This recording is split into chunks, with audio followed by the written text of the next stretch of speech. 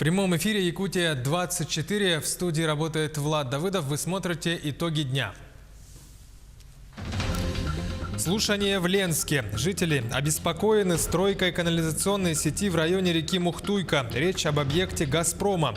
Почему народ против и какие обсудили пути решения проблемы? «Если мой ребенок не такой, как все», под таким лозунгом в Нерюнгри прошла родительская конференция. Цель и значимость таких мероприятий. Охота и туризм в Якутии. В столице открыли специализированную выставку-ярмарку. Что интересного там представлено? Тотальный диктант. Готовится проведение юбилейной всероссийской акции. Доставили свыше 1000 ручек для участников. Что готовит предстоящая акция? Памятник героям невидимого фронта. Скульптура «Дворник» в центре столицы вошла в число 125 лучших проектов страны. Авторы и жители Якутска о значимости дворника. И День везения. Продолжаем рассказывать о победителях розыгрыша на телемарафоне «Весна» на НВК. Реакция на выигрыши и планы зрителей на завоеванные призы.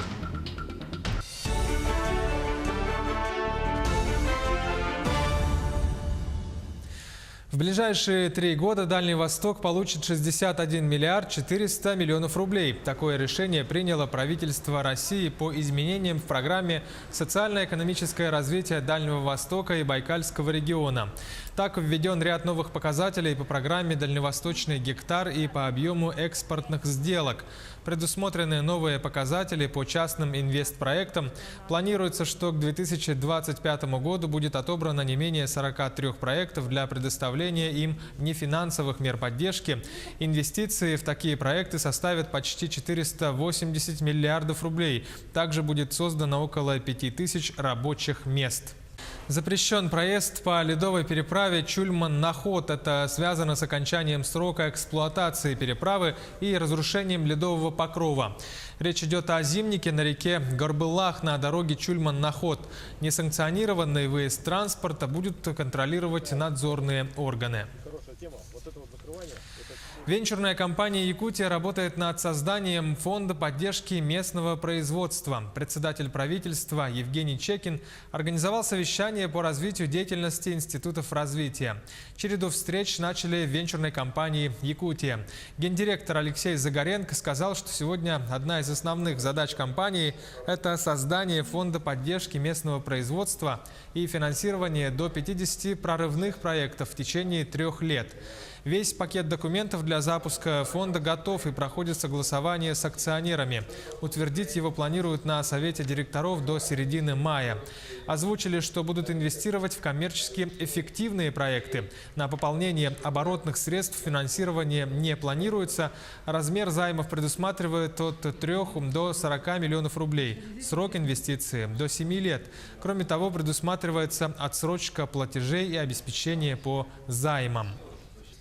Помимо фонда местного производства, безусловно, наша компания также будет заниматься венчурным финансированием, как и ранее. Вы знаете, что на эти выходные прошел IT-уикенд. Приехало много гостей из-за рубежа, в том числе из фонда Fresco Capital, которые могли оценить ту экосистему инновационную, которая создана в республике, дать нам хорошую обратную связь и дать нам ряд советов, с чего нам, наверное, начать следует, да, для того, чтобы стартапы могли приезжать, в принципе, со всего мира к нам. Жители Ленска обеспокоены строительством канализационной сети в районе реки Мухтуйка. Речь идет об объекте «Газпрома». По этому вопросу в городе прошло совещание с участием общественности, местных властей, депутатов и представителей «Газпрома». Почему народ против и какие обсудили пути решения проблемного вопроса? Все подробности у нашего корреспондента Светланы Балеевой. Жители Ленска возмущены новостью о том, что при строительстве базы ЛПО МГ, которая сегодня ведется компанией «Газпром», по утвержденному проекту предусмотрен сброс сточных вод в реку Мухтуйка, что повлечет за собой загрязнение городского пляжа, а также акватории водозабора воды. Ну, это, конечно, неправильно делает. Сточные воды, это не очищенные, спускаются в реку, чистую речку, где обычно рыба. И вообще природу будет засорять. Конечно, я недоволен. Я здесь родился, я здесь вырос. Мои родители здесь родились, выросли. И как там мою природу засорять здесь? В ходе совещания были заслушаны мнения общественности и жителей. Все как один высказались против сброса очищенных канализационных вод в Мухтуйку. Поддержал выступающих и глава района, который пояснил, что сделает все возможное, чтобы не допустить загрязнения окружающей среды. Я сегодня, как все жители, как все наши депутаты, я четко говорю, я против автостройки. Сегодня есть у нас абсолютно новый ББО, подписываем соглашение, вырезать их систему водоотвода или покупайте фекалку, возить туда, сливайте. Но эта система работать не будет однозначно. Я против тоже. Общественность предложила несколько вариантов решения этой проблемы. Использовать очищенные источные воды для нужд самих газовиков, построить септик и вывозить нечистоты на городской блок биологической очистки или протянуть к нему коллектор. В данном случае, вот сейчас вы говорите, что у вас будут очистные сооружения, допустим, не будут, вопросов нет. Но условия сброса канализационных стоков вы должны предусмотреть, согласно Санпина и Российской Федерации, ниже города, по течению. Поэтому, естественно, что сброс туда нам не разрешен. Потому что суточный пробег Мухтуйки там буквально каких-то полчаса, а согласно Санпина, значит, после очистных сооружений для ближайшей точки населения должен пройти 3- или 5-суточный пробег воды. «Газпром» представлял исполняющий обязанности директора Ленского управления «Газпром-Трансгазтомск» Рафаэль Мурзаханов.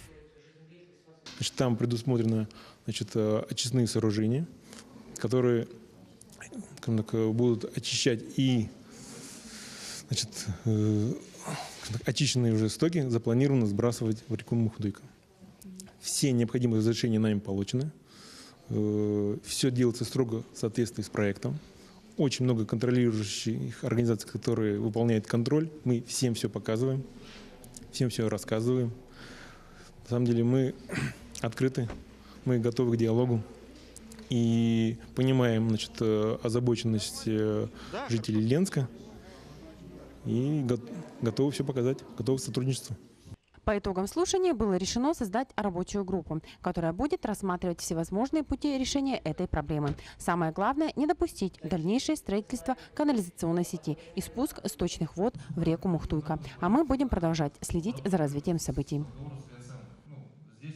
Выборы президента России прошли честно и открыто. Об этом заявили сегодня на совещании с представителями территориальных избирательных комиссий республики.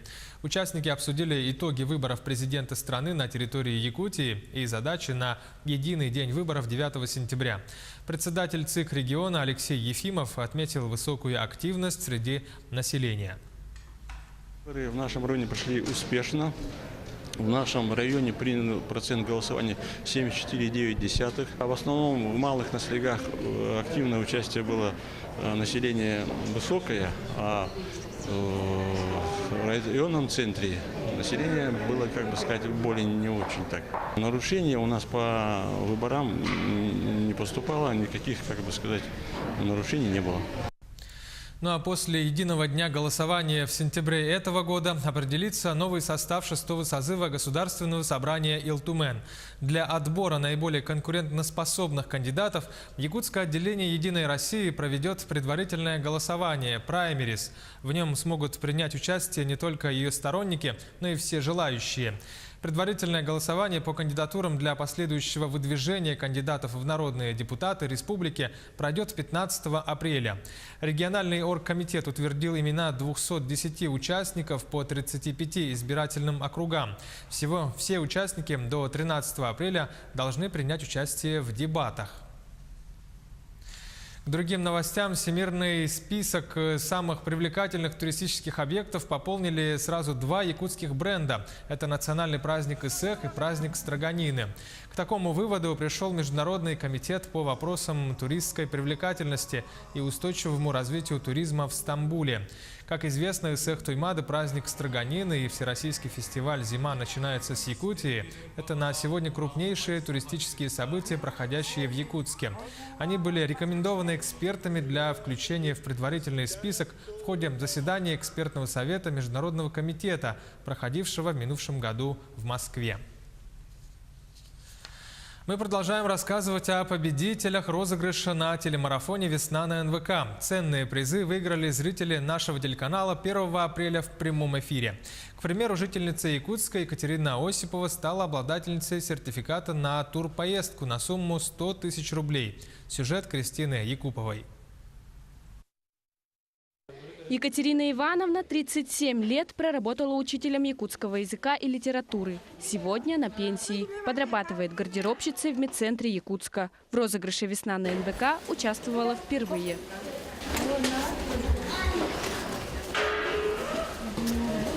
О проекте республиканского телевидения Екатерина Ивановна узнала от подруги. В день акции была в гостях и совсем забыла о розыгрыше. Один из купонов и оказался удачным. Я купила 3 билета, потом позвонила. Не ждала. Рада, очень рада. Туристическую поездку на 100 тысяч рублей в любую точку мира женщина подарила сыну. Куда парень отправится, пока не решил. С победой! Поздравляем! Спасибо еще раз. Огромное спасибо! Он хочет путешествовать.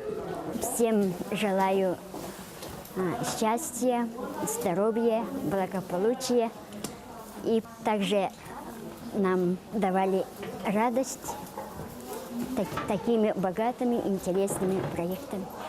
Задача проекта в этом году выполнена. Десятки тысяч якутян встретили с нами первый день весны. Больше призов и эмоций получили наши телезрители. Организаторы уже задумались о проведении следующей акции «Весна на НВК». Планы держат в секрете, говорят лишь об одном. Следующий фестиваль станет еще масштабнее и ярче. Кристина Якупова, Григорий Хлопков, Якутск. Охота и туризм в Якутии. Под таким названием сегодня в Якутске открыли специализированную выставку-ярмарку. Это в рамках празднования Дня охотника. Выставка будет работать в течение 2 дней в новом здании строительного рынка столицы. Что интересного представлено на ярмарке в этом году, рассказывает Оксана Устинова. В рамках выставки проводится конкурс среди таксидермистов. Рустам Федоров участвует каждый год. У него большой опыт в этой сфере. Увлекся созданием чучел Рустам еще в школе. Сейчас у него больше 1000 экспонатов. Мы, таксидермисты, привносим именно в городскую среду и наш обычный жизненный лад, немножко природы. Именно то, что мы не видим и не ощущаем. С каждым разом мы становимся все опытнее и делаем все реалистично. Как известно, преобладающая часть якутян – прирожденные охотники. Для них это больше, чем увлечение. Сотни снастей, специализированная одежда, знаменитые якутские ножи. Я начинающий охотник. Приехал на выставку, уже ежегодно приезжаю на эту выставку. Ножи здесь есть, представлены, меня интересуют и манки, и все в одном месте, можно посмотреть, ознакомиться, что-то купить. Посетители выставки отмечают, каждый раз появляется что-то новое. Гавриил Попов сегодня выставил на продажу духовые манки, сделанные своими руками. Не скажу, что это очень просто, потому как материалы очень дорогие, технология пропитки сложная, и точение вручную. Мы не один манок точим от начала до конца, а партией. 10 штук где-то делаем за 3-4 дня, наверное. Завтра подведут итоги выставки и наградят победителей конкурса охотничьих трофеев и таксидермистских изделий и композиций. Вечером в Сахатеатре состоится торжественное закрытие Дня охотника в Якутии. Оксана Устинова, Илья Сыромятников, Якутск. Сейчас короткая реклама. Оставайтесь с нами и смотрите во второй половине выпуска итогов дня. Если мой ребенок не такой, как все, под таким лозунгом в Нерюнгри прошла родительская конференция. Цель и значимость таких мероприятий.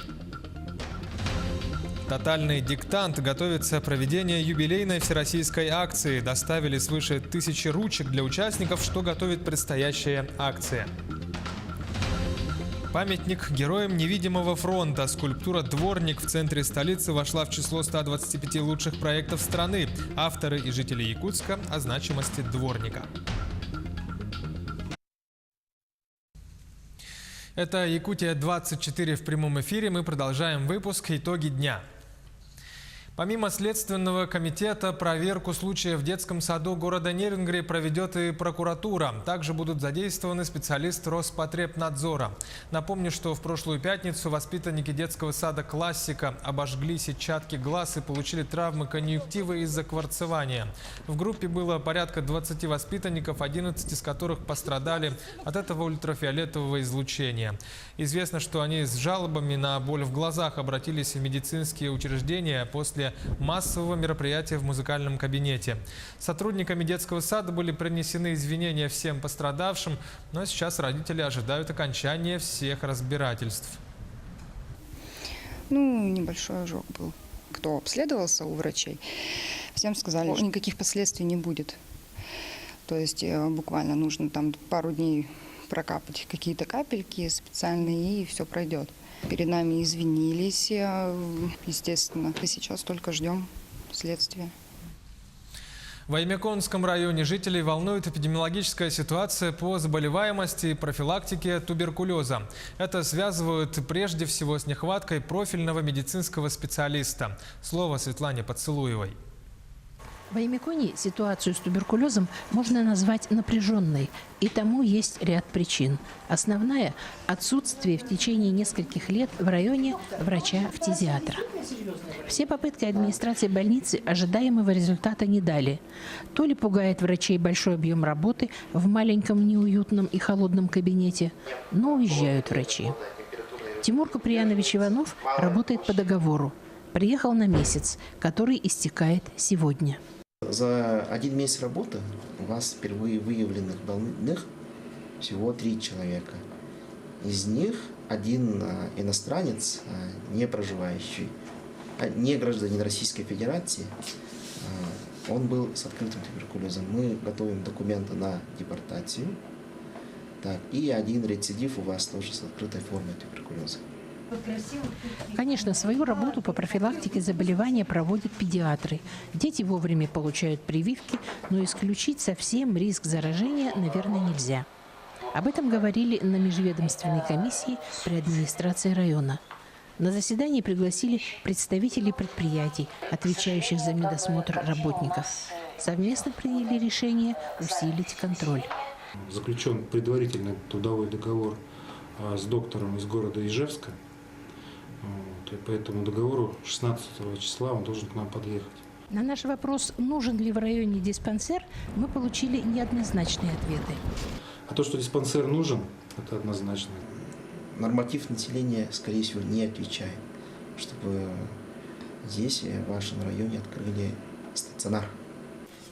В настоящее время существует практика отправки больного в якутский диспансер для лечения интенсивной фазы болезни. Затем, излечившись, он наблюдается врачом по месту жительства. Светлана Поцелуева, Павел Комин, Уснера. Если мой ребенок не такой, как все, под таким лозунгом в Нерюнгри прошла родительская конференция. Цель – повысить родительскую компетенцию в плане реабилитации своих особенных детей, чтобы они могли чувствовать себя более уверенно. Александра Цыбикова продолжит тему. Родительские конференции – это традиционное мероприятие, проводимое Центром СУВАК в Нерюнгри. Направлены они в первую очередь на информирование и поддержку родителей детей с ОВЗ и детей-инвалидов. Пока на республиканском уровне Нерюнгринский центр слуха и речи в этом направлении является флагманом. В нашем городе достаточно широкий спектр таких учреждений, но многие родители иногда, когда встречаются с проблемами, что у их ребенка есть какая-то проблема, теряются и не знают, куда обратиться.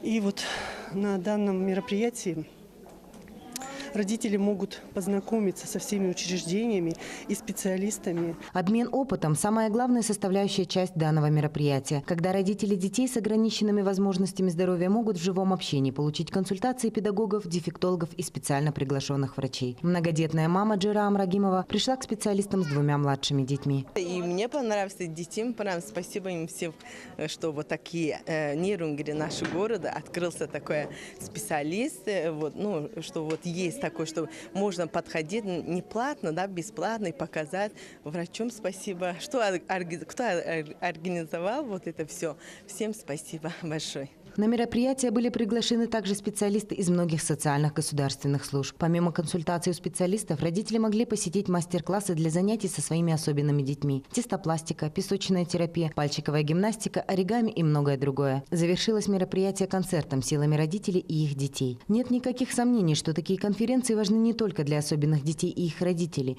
но и для общества в целом, когда детей интеграция инвалидов для людей с ограниченными возможностями здоровья в социуме становятся превалирующими в нашей среде. Александра Цыбикова, Тамара Игнатьева, Аяла Мосов, Нейрунгри. Главный приз «Автомобиль» стартует третий дальневосточный конкурс «Я инженер» на призы члена Совета Федерации Вячеслава Штырова. Состязания пройдут в 3 этапа. Финал состоится до 30 ноября. В конкурсе принимают участие будущие, молодые и профессиональные инженеры. Это школьники с 8 по 10 классы, студенты средних и высших учебных заведений и молодежь до 35 лет. Организаторы всероссийской акции в столице готовятся к проведению юбилейного тотального диктанта. В этом году акция пройдет уже в 15-й раз. Впервые жители страны писали диктант в 2004 году.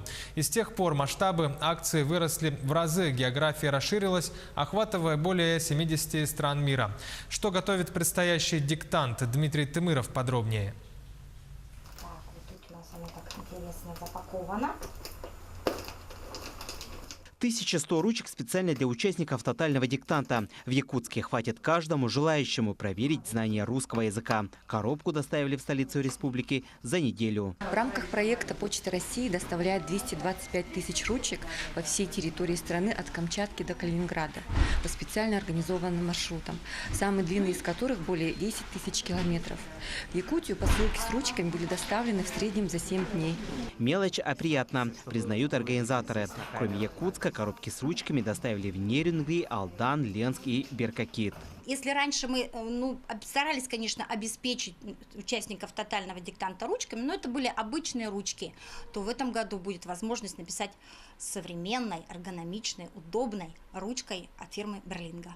Образовательная акция пройдет 14 апреля. В прошлом году диктант написали 800 якутян. В столице региона уже определили площадки для тотальной проверки. Федеральный университет и 2 библиотеки имени Белинского и Национальная. Появятся и новые пункты. В этом году впервые тотальный диктант будет проводиться на площадке, которая расположена в интерактивном музее «Россия. Моя история». Поэтому приглашаем туда горожан. В этом году автором текста стала известная российская писательница Гузель Яхина из Казани. Для тотального диктанта она подготовила 3 разных варианта – утро, день и вечер для 3-часовых поясов. Организаторы приглашают якутян стать частью всероссийской акции и проверить знания родного языка вместе со всей страной. А именная ручка останется как сувенир. Дмитрий Тымыров, Семен Семенов, Якутск. В Мирном прошла благотворительная ярмарка в помощь многодетным отцам-одиночкам. Участники сами определяли, сколько процентов от продаж пойдут на благотворительность, начиная от 20 до 100%. Предприниматели и творческие мастерские выставили на продажу практически все, начиная от хлебобулочных изделий, заканчивая сувенирами. Ну а некоторые жители могли испытать удачу в беспроигрышной лотерее. Всего по окончанию благотворительной ярмарки было выручено 20 тысяч рублей. Они пойдут на помощь 2 многодетным отцам-одиночкам города Мирного.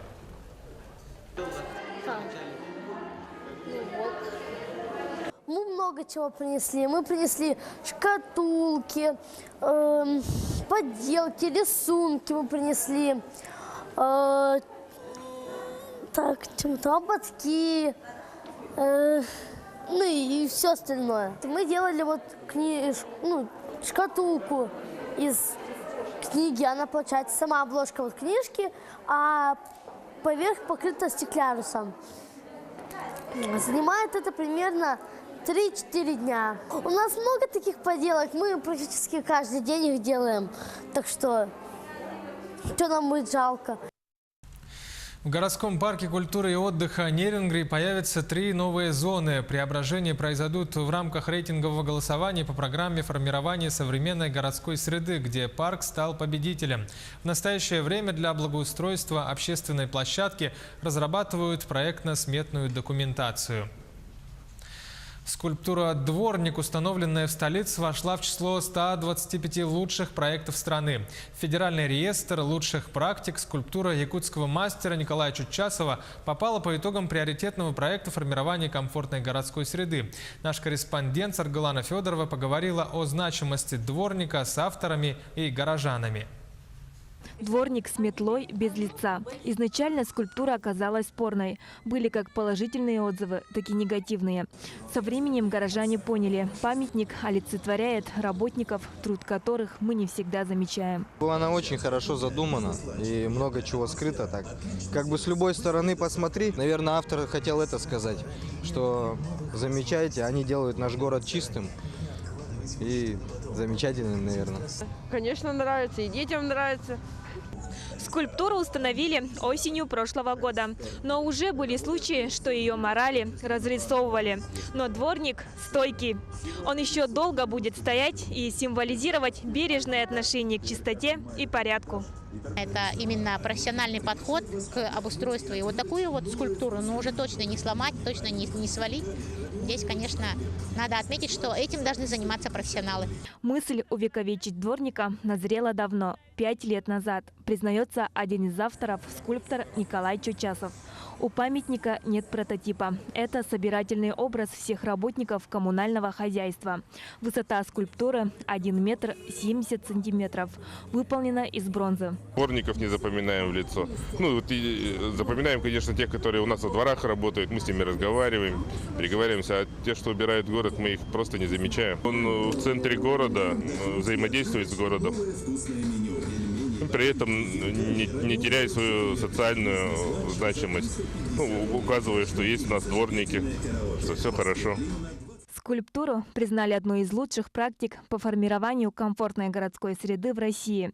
В заветный список попали и дворы Якутска на Ленина 7 и Автодорожной 40. Теперь архитекторы работают уже над 5 общественными пространствами. Самый грандиозный проект – площадь Ворота Якутска. Она появится до конца этого года в районе аэропорта. Саргалана Федорова, Георгий Григорьев, Якутск. Сегодня в Якутске стартовал чемпионат республики по хоккею с шайбой. В матче открытия сошлись команды первой лиги из Мирнинского и Якбор Усть-Алданского района. Последние уступили представителям Алмазного края с разгромным счетом 3-12.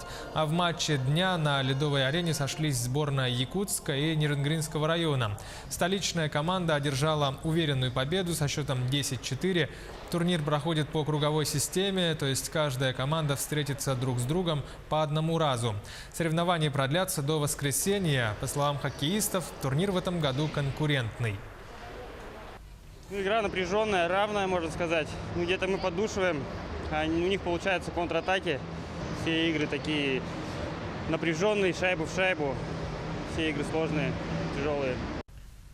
Проходит Кубок Республики по настольному теннису. Участвуют 2 десятка команд. Помимо борьбы за победу в турнире, теннисисты разыгрывают путевку для участия на Играх народов Республики, который пройдет в Амге этим летом. Репортаж Нергуяны Егоровой. Галина Баринова из Якутска продолжает династию любителей игры в пинг-понг. В семье за ракетки берутся уже и внуки. 20 лет уже занимаюсь настольным теннисом. У меня вообще мама, папа спортсмены, тоже они познакомились на соревнованиях с молодости, играют. Вот у нас 3 сестры, я самая младшая, поэтому в теннис играем давно. Тренируюсь 1 год в городе Хабаровске. Меня научил тренироваться дедушка. И мама, и папа играет. У меня больше всего получается подрезать. В Кубке Республики по настольному теннису участвуют 24 команды.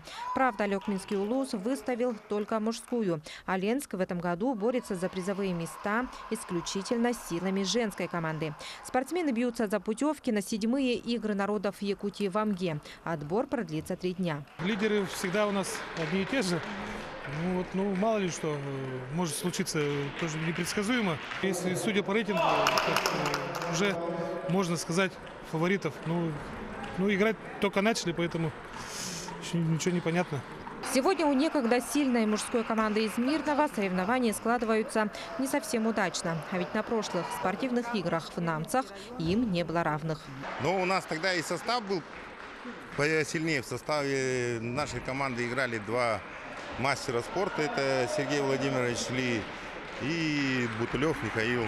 У нас сейчас растет молодое поколение. Ихняя школа, да, дает о себе знать. И теннис настольный в Мирнинском районе развивается.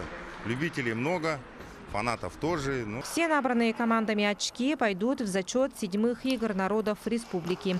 Кто окажется выше в турнирной таблице, у того и будет шанс отправиться в Амгу. В Якутске разыграют всего 12 путевок. Финал республиканского чемпионата по настольному теннису пройдет в воскресенье. Нюрган Егорова, Семен Семенов, Якутск. Таковы итоги дня. Оставайтесь на нашем канале, следите за событиями и новостями на Якутии 24. До свидания.